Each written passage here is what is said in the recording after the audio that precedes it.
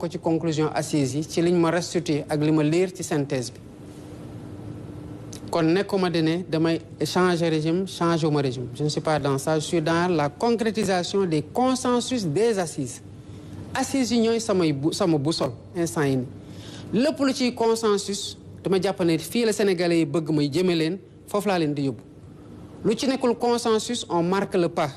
et on continue à évaluer xool ndax yeneen piste d'amélioration yi dina permettre que taare ñuy ragal deñ donc nekkuma ci logique au changement de régime parce que assises yi génnewuñ ko sur le renforcement des pouvoirs du Premier ministre je suis tout à fait d'accord c'est pas lié au profil du Premier ministre pour ce que j'ai vécu en un an de pouvoir je considère que un Premier ministre qui a des pouvoirs a des avantages énormes pour un président de la République parce que lu kenn mën ñaar ko dàq bu dee ñu ngi def la même chose lu kenn mën ñaar ko dàq je préfère avoir un pôle de décision sur certaines décisions que ñu mën ko jël à ce niveau-là sachant que nous sommes alignés sur la vision sur toutes les questions on est alignés je veux pas que nekk un président boo xamante ne tout me remonte il faut que le Premier ministre serve à quelque chose quand même l'actuel Premier ministre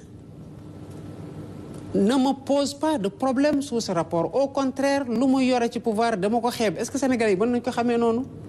et que je compte le renforcer parce que je veux être davantage aidé dans mes tâches pour plus d'efficacité et d'efficience lii méttiwul ñu muy déranger mooy ñu mu déranger parce que da doon menacer seen régime ba jëlee leen fi alhamdulilah parce que yàq ji bëri woon na ñu ngi koy jeexal ñoo continuer nag mënuñu ko muñ parce que lan moo tax dafa këpp seen yelwaan donc je m'attends pas à ce qu'il l'aime ni qu'il m'aime d'ailleurs parce que je ne m'efface pas c'est que je n'embrasse pas trop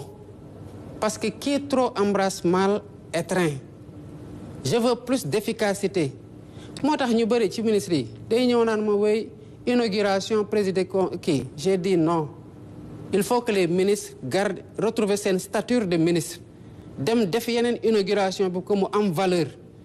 Sénégal c'est comme ça que ça se passait jamono moo fi ñëw on a eu un président qui mettait sa main dans tout et les gens l'interpellaient directement loolu kañ la fi am c'est à partir de 2000 on interpelle directement le président de la République nangam alors que la solution boo ci interpeller président bu le président dalalee tamit da ngay mujjee au niveau opérationnel pour que ce soit réglé je veux des DG forts je veux des ministres forts je veux un premier ministre super fort c'est ce que je veux sur la réforme loolu la sur les arrestations mais yow bu dee tey de mooy arrestation yu bëri xanaa ne koo fi woon en 2024 2021 2022 2023 ba 2024 ne koo fi woon de man maa ngi woon kaso de je savais que ce qu'il y avait là-bas par chambre ñu nekkoon Rebeuss toog 15 jours mënuñoo tëdd di taxaw ñu bëri amee fa sciatique ak leneen j'étais là les arrestations yi fi am lan moo tax ñu arrêté leen ñu bëri ils ont été convoqués te malheureusement xam nga lan mooy problème bi day xew c'est arrivé ici fii ça c'est la salle du conseil des ministres à l'heure de posement PM fee la ñuy toog pour xool yenn dossier ma ne ko mais dama gis na déw dañ ko arrêté mu ne ah bon lan la def ma ne ko daf mel ne yow la doon kii de mu ne moom je suis même pas au courant ma ne ko malheureusement nit ñi dañuy wax ne yow la du moom du man c'est la justice qui fait son travail maintenant la politique pénale c'est notre responsabilité parce que nag ñun ñoo am responsabilité doxal secteur yëpp y compris le secteur de la justice moo tax mënuñu ci am un désengagement total comme les gens le souhaitent ce ne serait pas responsable mënuñu jël un ministre fal ko mu yore formation professionnelle ñu bàyyi ko muy doxal lu ko neex mënuñu jël un ministre fal ko mu yore des finances mais le ministre bu ñuy gën di surveiller aujourd'hui c'est le ministre des finances parce qu'on veut qu'il y ait des réformes yoo xamante ne day changer le visage de la tenue des finances publiques en termes de transparence et d'orthodoxie noonu la ñuy xoolee tamit le secteur de la justice parce que dañ ci am responsabilité. amaa nag nit wax na dara wala def na dara justice def enquête am à travers les canaux appropriés interpellé ñëw atte mais ñaata nit lañ fi bàyyi ñi ñu interpellé xoolal le ratio entre le nombre de personnes ñu arrêté ñu interpellé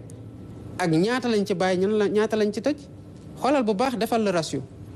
Maintenant en soi que ñu woo nit parce que la justice désire l'entendre ou même le traduire mais le juge dit deful dara ñu bàyyi ko mais ñaata yoon la fi xew ñii ngay gis ñëpp dinaan dañu leen di interpeller ñenn ñi ñu bàyyi leen ñi ñu tëj leen 15 jours mais ñooñu à l'époque yàggul dara mandat de dépôt obligatoire la dañu la doon def automatiquement da nga ne man dañ maa kii woon dañ maa tëjoon ci opinion d'abord man waxuma woon dara jaroon ñu yóbbu ma fa c'était dans la même logique faagaagal ñu mais li ma bindoon ci Facebook amul woon enquête il n'avait qu'à me mener en flagrant délit un juge aurait décidé si j'ai fauté ou pas tëj ma lu mu war a tëj mais gaw ma ne naroon nañu ma tëj 11 mois pourtant tëdd naa ko donc les réformes sont en train de se passer maintenant nit ñi ñoo war a jël responsabilité ñiñ ci arrêté ñenn ñi ñu bëri ci ay saaga lañ leen arrêté am nañ ci ñu ci arrêté yàggul ils sont même pas dans la politique mais ku toog TikTok wala Facebook wala beneen réseau jàpp benn doomu aadama bu am waajur am ay rakk am ay mag am njaboot mais nekk gor ci biir réew mi nga di ko daggal saaga comme da nga am permis à insulter une personne parce que da nga ko jël en chasse ñu ne yoon du def liggéeyam parce que ñun sonoon nañu avant ñuy ñëw mais la justice ne va pas démissionner elle va faire son travail sur tout le monde nag tout le monde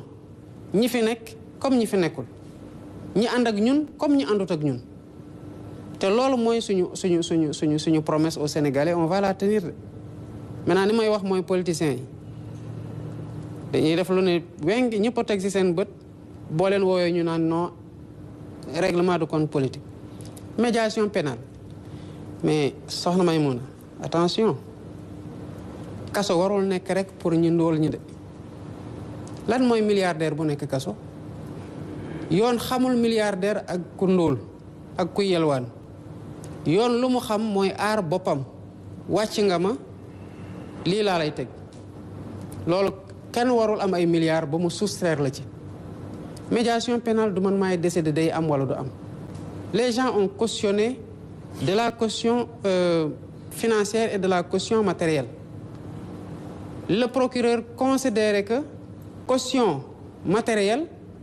c'est pas en nature c'est pas accepté et que li nit ñi cautionné en numéraire c'est faible mais bés bu ñu cautionné loo xamante ne procureur jàpp na ne que lii doy na le procureur va les laisser partir loolu du sama appréciation quand le procureur fait sa réquisition je ne la vois pas man au contraire man bu ñu waxee ne diw sanga mi ngi def média kii comment ça s'appelle cautionnement damay laaj ministre de la justice est-ce que am na légalement luy opposé wu à ce que ñu jox ko liberté provisoire xam nga lan laay déglu lan la loi bi wax bu loi bi waxee déet kooku kenn mënu ko téye kaso parce que loi téyewu ko kaso mais bu loi waxee ne am na lu ci opposé wu mais on est obligé de faire marche de faire appliquer la loi est-ce que le système aujourd'hui tel qu'il est kii am na médiation pénale mën na am mais dafa am fu muy egg weesu na day am fu muy egg weesu na ça c'est les procédures judiciaires day am temps boo xamante ne boo ko xasee romb mënatoo médiation